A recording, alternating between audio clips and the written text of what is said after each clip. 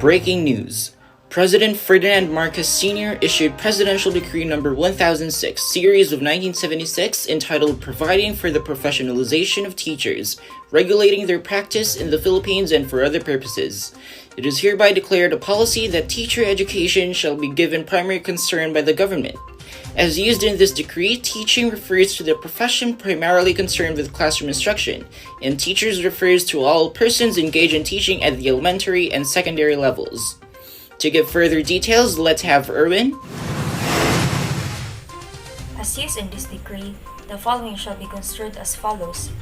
Teaching refers to the profession primarily concerned with the classroom instruction at the elementary and secondary levels in accordance with the curriculum prescribed by National Board of Education, whether on part-time or full-time basis in the public or private schools.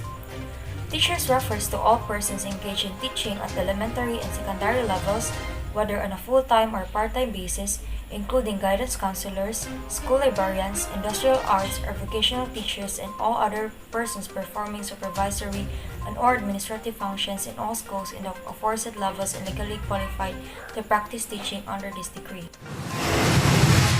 Qualification requirements for examination applicants.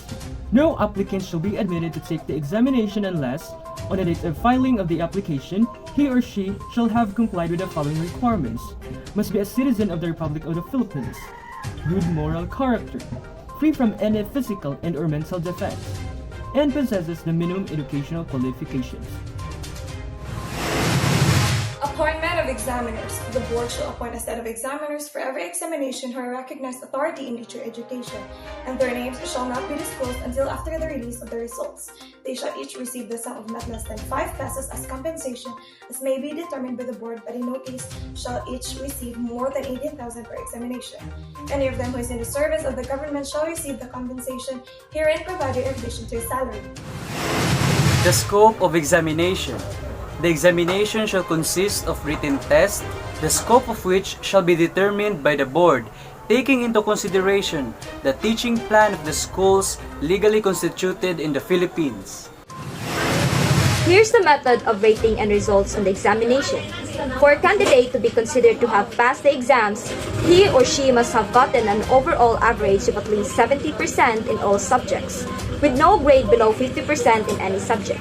Proceeding on to the reports of the result, the examiners must give the board the scores each candidate got within 150 days of the last day of the exam, unless the board gives them more time for evaluation.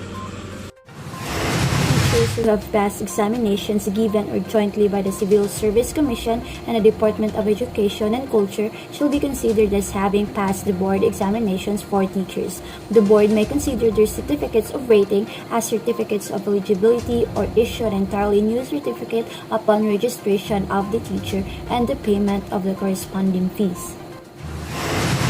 And for the registration, the Civil Service Commission shall, as an arm of the board, register holders of professional teacher certificate. This registration shall evidence that the registrant is entitled to all the rights and privileges of a professional teacher until and unless the certificate is suspended or cancelled by the board for just cause.